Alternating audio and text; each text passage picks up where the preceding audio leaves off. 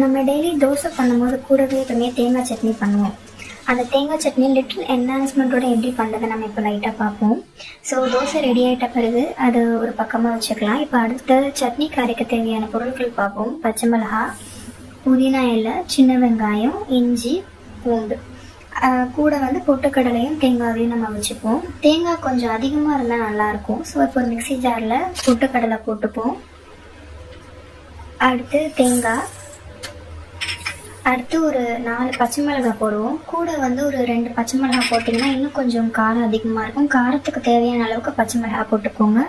அடுத்து ஒரு 4லேருந்து 5 புதினா இலை, அடுத்து சின்ன வெங்காயம் ஒரு 4, அடுத்து 3 பல் பூண்டு, 2 துண்டு இஞ்சி, அதுக்கப்புறமா தேவையான அளவு உப்பு போட்டுக்கோங்க. ஃபைன் பேஸ்ட்டாக அரைச்சிக்கோங்க. அரைச்சி முடித்த பிறகு இப்போ நம்ம எவ்வளோ தண்ணி வேணுமோ அதுக்கு ஈக்குவலாக நம்ம ஆட் பண்ணிக்கலாம். ஆட் பண்ணிவிட்டு லைட்டாக உப்பு டேஸ்ட் பண்ணிக்கோங்க இந்த ஸ்டேஜ்லேயே. அடுத்து நம்ம தாளிப்புக்கு பார்ப்போம். தாளிப்பு கடாய் எடுத்துக்கோங்க. அதில் ஒரு கடலை எண்ணெய், ஒரு 2 டீஸ்பூன் கடலை எண்ணெய் போட்டுக்கோங்க. கடலை எண்ணெய் போட்ட பின்பு ஒரு கொஞ்சமாக கடுகு போட்டுட்டு அதுக்கப்புறம் உளுந்து கொஞ்சம் போட்டுக்கோங்க, கருவேப்பிலை, அதுக்கப்புறம் காஞ்ச மிளகாய் போட்டு கொஞ்சம் லைட்டாக ரோஸ்ட் பண்ணிவிட்டு அதை எடுத்து நம்ம அந்த ரெடி பண்ணி வச்சுருக்க சட்னியில் போட்டுட்டோன்னா தேங்காய் சட்னி ரெடி.